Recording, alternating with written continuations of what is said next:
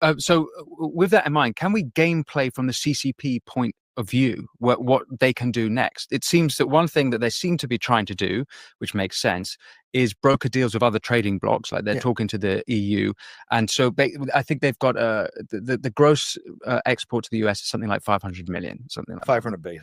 500 billion. Net, I don't think it's the gross. I actually think it's the net 600. But hang on for a second. You make a brilliant point, and let me connect some dots here. So a huge headline the other day is by the president of the EU, and she makes. I just talked about the East Asian companies. In fact, there's a Financial Times. I can give you the detail if you just hang on. Not that one. It's one I always keep near the top, right there. Here we go. Okay. Financial Times of London, which, by the way, is the most important paper in the world and a paper I recommend. It's the globalist rag, so you got to read this. I'm glad you give that caveat at the end. You can't understand. You can't understand the world. One of the powers of the show is we walk people through what the Financial Times says. The Financial Times of London and The Economist are the two things you have to read on a weekly basis. You will understand the world from the globalist perspective. So isn't that now? What do they say? Beijing warns of retaliation against nations doing U.S. deals. Okay? And the Chinese try to be subtle. They're not subtle. I go back to what Besant's doing. Japan, Korea, the Philippines, Taiwan, Vietnam, and India. That's the East Asian kind of block. We're doing deals that part of those deals are, hey, you're part of our block and we have rules of the game, etc. You're not part of their block. The CCP saw that and go, yo, if you do that, you're going to have a problem. And we're here, and the foreign devils, we'll see how long they're here. It's a huge effort. In the middle of this, because all the deals are going to have that. The EU, there's a huge headline in the British papers and the internet and the European papers. Van der Leyen says in their negotiation, there will be no decoupling. Anything the EU does with America, adamant, there'll be no decoupling from China. So I go, interesting. That's one of the biggest trading blocks in the world, and they're up in our grow right away. And I sat there and I go, that's interesting. I said, as Van der Leyen says that, because you don't see Japan coming out and saying no decoupling. You don't see South Korea coming out and saying no decoupling. You know, I'm not saying those negotiations are going to be perfect at the end, but you don't see any of these other partners who know what the stakes are, and particularly India coming out and saying no decoupling, right? They may not want to get in Beijing's face, but they understand. The Indians are now putting a trade tariff on the Chinese. Exactly. The Indians are really, hey, they get it. And not just that, we love decoupling. Decouple more because Apple will come here. The Europeans are adamant and actually public about one of the key conditions precedent to the deal, no decoupling. And I go, isn't that interesting?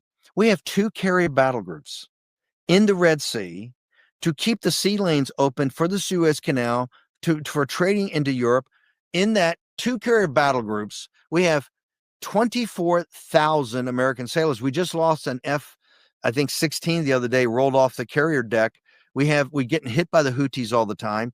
We're keeping the Red Sea open from the Houthis so from the Persian Gulf and from China, the goods and oil and gas to fuel Europe. Or Europe would shut down if the Suez Canal was closed, or their prices would go up 20% if you had to go around Africa.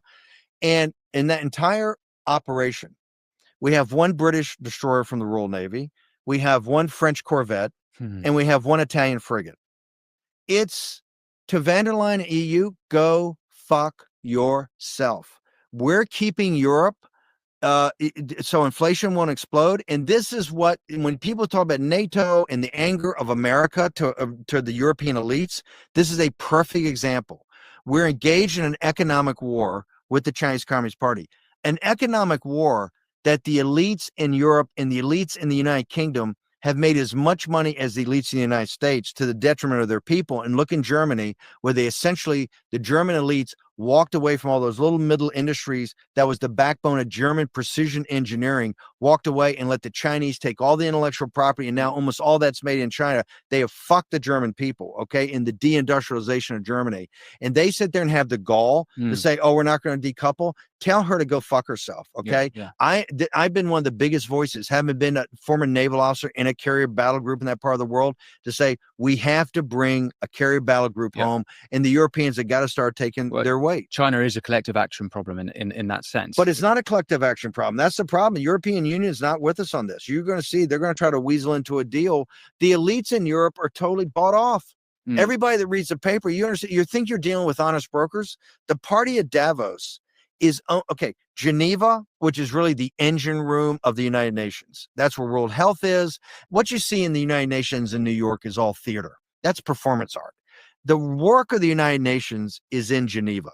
The work of the globalists or that conference is in Davos, okay, both in Switzerland. They are lock, stock, and barrel owned by the Chinese Communist Party. 80% of the managers and influencers in the big working operations, right, in Geneva are CCP or CCP operatives, right? This is why we decided to cut all the money out of there.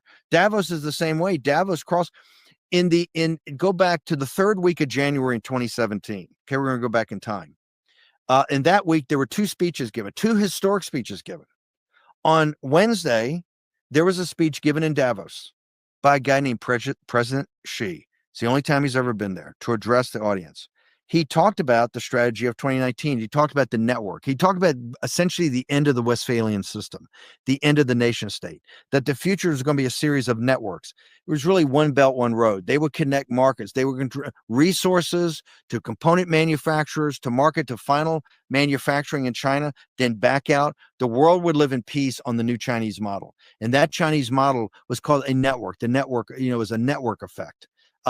President and knowing, because what is Davos?